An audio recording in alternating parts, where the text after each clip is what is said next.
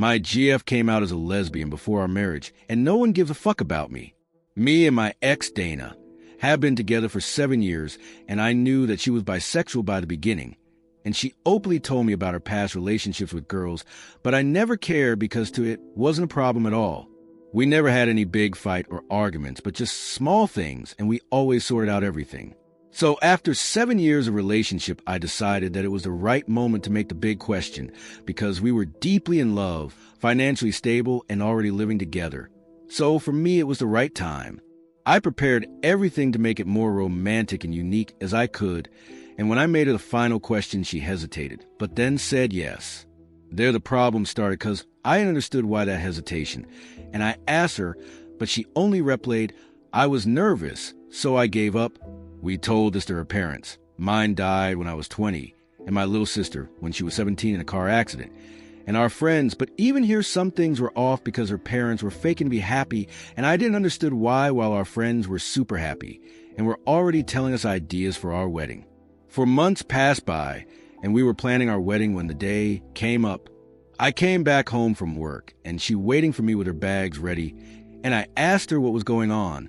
She told me, "Listen, I know that this is going to be hard for you, but I'm not bi, I'm lesbian. My parents knew this since 2 years, and this is why they weren't happy and were faking it. Please, I beg you to not make it difficult and just let me leave. Don't cry. Don't beg me and don't scream. Let's just things go like adults." And then she drove away. I was standing there on my feet for like 1 hour in shock because I couldn't believe it. We passed by getting married to Dana, coming out like a heartless and cold girl that I couldn't recognize. The worst thing comes now because 3 months passed by that day.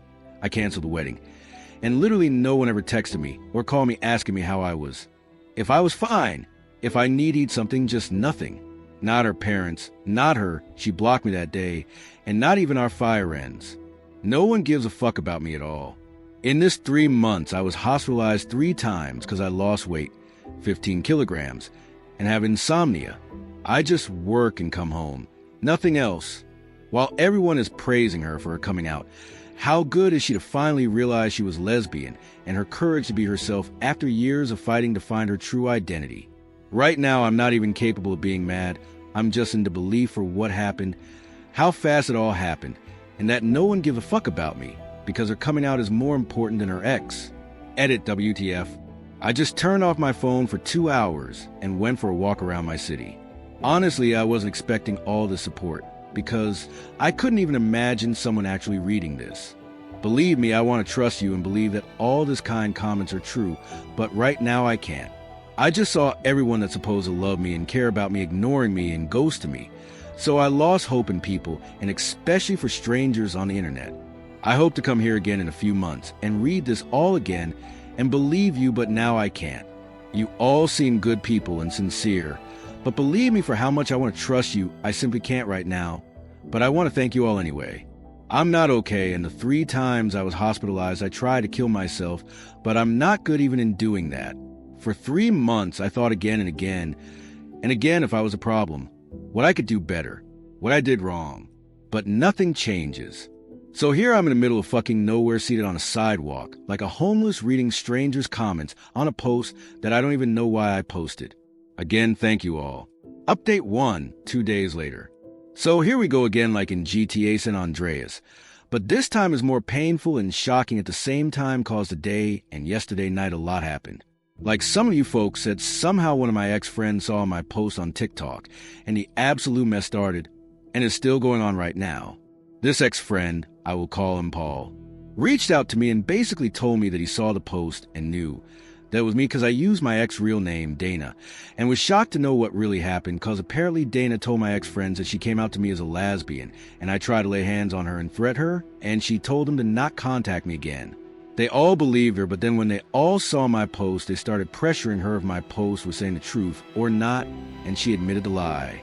Since Paul's text, I received a ton of texts and calls from everyone asking me how I'm. If I'm fine, they are sorry for believing Dana, and not texting me first, and apologies. But then there is the real issue, Dana. She texted me asking to forgive her, that she was sorry for how bad she treated me, and admitting that she invented all cause she was afraid to lose friends. And unfortunately, it's not all because I got a text from her girlfriend, Mary. And basically, she told me that she is sorry for Dana's behavior and for what she did. And here comes the issue, that she knew Dana since a year, and she never told her about me, but always talked to her about me like a roommate. So she was thinking to leave Dana. Now comes my part, because I made a new group including them all, even Dana and Mary, and told them that I'm not changing my mind about forgiving them. I was thinking to sue Dana. Partially true, because I'm not sure doing it or not. And if they, my ex-friends, were decent humans, they would have texted me asking me if I was out of my mind to lay hands on Dana, or just insulted me via text if they really care about me. Then I added some personal things about Dana and blocked them all. My blocking method isn't working because they are continuing to harass me with texts and calls from other numbers, and even making other people calling me and texting me. Crazy shit is happening, and I really still can't believe it all, this mess, because I'm thinking that it's all a nightmare, and I need to wake up, but unfortunately, it's all fucking true. Then the other thing is that finally I saw a therapist today, a few hours ago, and I don't like to admit it, but I cried a lot cause for her, the therapist. I never worked on my parents and my sister's death, and then this thing with my ex added making me explode, so it can be a very long journey, and I hope to reach a point. I already had the number of the therapist there on my table in the kitchen, but never called, but this time I did, and hopefully it will help. So this is all, and I hope to update you not so quickly like now, but when I will feel better.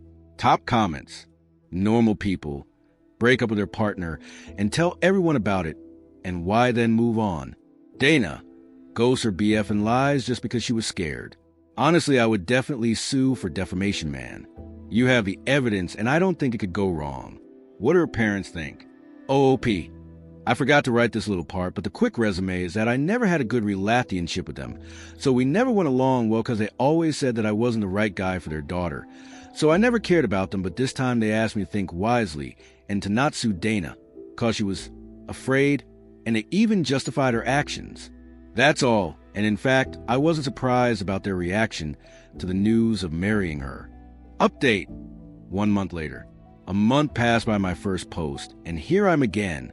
I know that I promised to be here again when things will be better, and I hope for that very much, but unfortunately my life isn't better at all, and things are going always worse than I expected. I'm going to talk like I talk with my therapist, because a little bit you all are like my therapist, ha ha ha. You know I'm not an expert of therapy in these things, and I hope that in a short time things would change and would make me feel better, but it's more difficult and longer than I expected and imaginated. I'm crying every day about all that happened to me, about my parents and my little sister's premature death, what happened with Dana, and how my friends betrayed me so easily like I was just a random guy. The worst thing is about Dana. After my parents' death, I put all my attention and importance on her. She was like my promise to have a new family, and start a new life together, and be again a family. In all these years, I tried my best to make her feel loved, happy, and cared. What maybe don't transpire from my old posts is how much I loved her, and how much I cared about her, cause Dana was the only person in this world that knew me 100%, and she was for real my soft spot. After my retirement from the Army, she was the one that saw the real me after those years risking my life. I still have some traumas, but I'm working even on that. And then I knew Dana, and it was love at the first sight. So yes, call me naive, that I still believe in fairy tales, but I really thought that she was the one for me, and that could finally give me my dream of having a family that I lost. The worst and most difficult thing in this month was to finally change my number and start again. I mean, I thought many times to call her, text her, and even see her again, cause despise all this mess I still, somehow, care and love her, but then I think again of how poorly and badly she treated me, and I changed my mind, but her presence is still very present there in my mind. I still miss those little things that we were doing together. I miss Dana being messy and a little goofy around me in my house. I miss her touch. Coming back from work and just seeing her was like all my stress and bad emotions were gone in a second. But there's a few good things happening this month, because I got the promotion that I really craved for, even if I got it in the worst moment of my life. And my boss gave me 3 weeks of forced vacations, cause he is worried about my mental health and how I work day and night without doing anything else. My therapist told me too to take a few weeks of vacations to clarify my thoughts, and that I'm watching for another house near my work cause my actual house isn't a positive environment, my therapist's words, and because I need a drastic change. So things are this, and unfortunately, I still have those suicidal thoughts, but I'm working on it, even if again it will take time. So this everything, and I don't think to post anything else from now on, cause I don't have anything else to say, fortunately, about my situation. If not, thank you all for your support and private texts. So, people, thank you all, and hopefully even this period of my life will pass without creating too much damage. P.S. My ex-friends never contacted me again, and Dana too, so I don't know anything about what is going on between them, and sincerely, I don't care. Maybe 2.5 weeks later. Hello, people. Don't worry, I'm still alive, haha. According to my therapist, I can use this little place to vent about my thoughts, the things that happens to me, and updates about my life. So here I'm not very good with Reddit. So I hope to do things in the right way. Like I said in the title yesterday, I got a strange meeting with Mary, and it was a better meeting than I thought. So I was at this bar in my city, and I was in line to order when Mary recognized me, and we had a talk. I offered her a cup of coffee, and we chatted a bit about our life, how things are going, and all this stuff. I must admit that she seems like a sweet and kind girl, and she immediately asked me if I was mad at her for what happened with Dana, but I assured her that she wasn't the problem at all, cause she didn't know about me as Dana's ex-BF. So she wasn't the problem. Mary said that I was much better now compared to almost 2 months ago, so she was happy about me. According to Mary the day, I made the group and blocked them all. She and Dana argued a lot, and they broke up. She told me again that she was extremely sorry for what happened and how this mess all happened, and that if she knew it before, she would never have dated Dana before, cause she have some values. We chatted for like 2 hours, and we knew each other better after we exchanged numbers, and she told me that if I needed to talk, vent, or just rant about something with someone, she would be there for me. I appreciated it a lot, and then I went to my house. It was honestly a nice meeting, and I wouldn't bet a cent on it, but it's nice to be wrong sometimes, ha ha ha. This apart my life since a few days seems to return to the normal. I didn't had suicidal thoughts since 2 weeks, and this is a great achievement to me. And actually my mental health finally is going better.